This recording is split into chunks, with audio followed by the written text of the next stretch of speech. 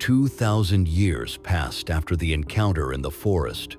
In that era arose a powerful priest in an influential land known as Jerusalem.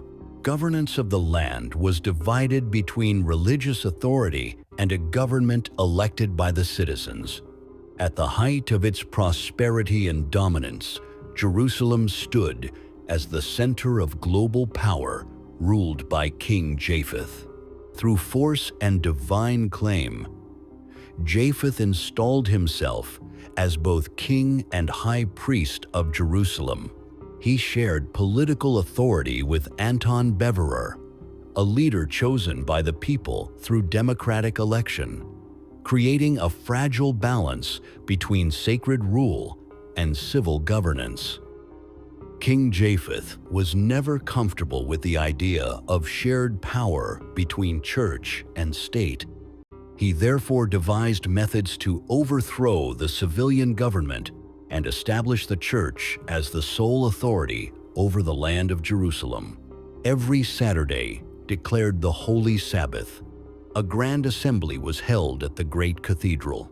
On this day, the king, who also served as the high priest, was expected to deliver a sermon supported by ancient holy scrolls, while also briefing the citizens on the affairs of the land. On one particular Saturday morning, King Japheth sat in the company of his wife and a vast horde of servants attending to his needs. He appeared deeply troubled. They were gathered around a massive table, having breakfast before proceeding to the cathedral, when Evelyn, his wife, confronted him about his somber mood. My lord husband, radiant beacon of Jerusalem's throne, is something troubling you? Look at all these people moving at my command. Yet I still lack complete control over Jerusalem, and no heir to carry on my reign. Japheth, it was your sacrifice that sealed this fate. You cannot bear an heir. Have I ceased to be your lord, woman? I beg you, my lord, forgive me. Servants, saddle my horses at once and take me to the cathedral. I have lost all appetite. Evelyn and Japheth made their way to the cathedral in their chariot convoy. Upon arrival, a massive congregation had already gathered some 700,000 people in all. Meanwhile, in Jerusalem, there lived a man named John. Once a prophet to King Japheth, he had been stripped of his position after the king accused him of foretelling only misfortune. John maintained his own following, holding gatherings of villagers who came to hear his prophecies, even as King Japheth convened his assembly in the cathedral. Today, John's prophecies carried a sense of urgency, though their accuracy was questioned by some. As was his custom, he held his services in the open fields of the wilderness, drawing a crowd of some 70,000 people. Brethren, I come bearing a troubling report. As many of you know, I was once a prophet to King Japheth. Yes, the same Japheth who now rules Jerusalem as part president.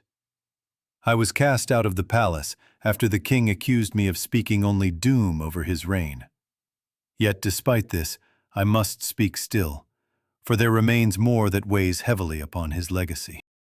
Back at the cathedral, the moment had finally come for the priest-king to address the congregation. My people, I come before you bearing what I call good news, though my spirit burns with fury. I have lost faith in the God of our ancestors. I am now advanced in age, yet I have no heir. Indeed, the very moment I ascended the throne, I forfeited the right to bear children. Tell me then, where is the justice of this God toward me, or even toward you, my people? But do not be troubled. I knew what awaited me long before I claimed both crown and altar. It was not some invincible God who placed me upon this throne. No, I did this by my own will.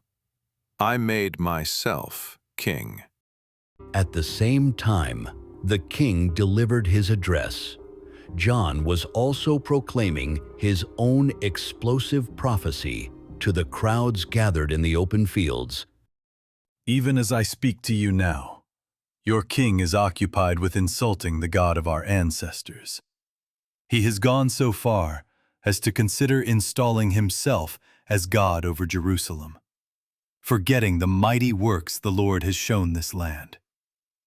Yet it will not be he who prevails, for it is his own son who will overthrow his government.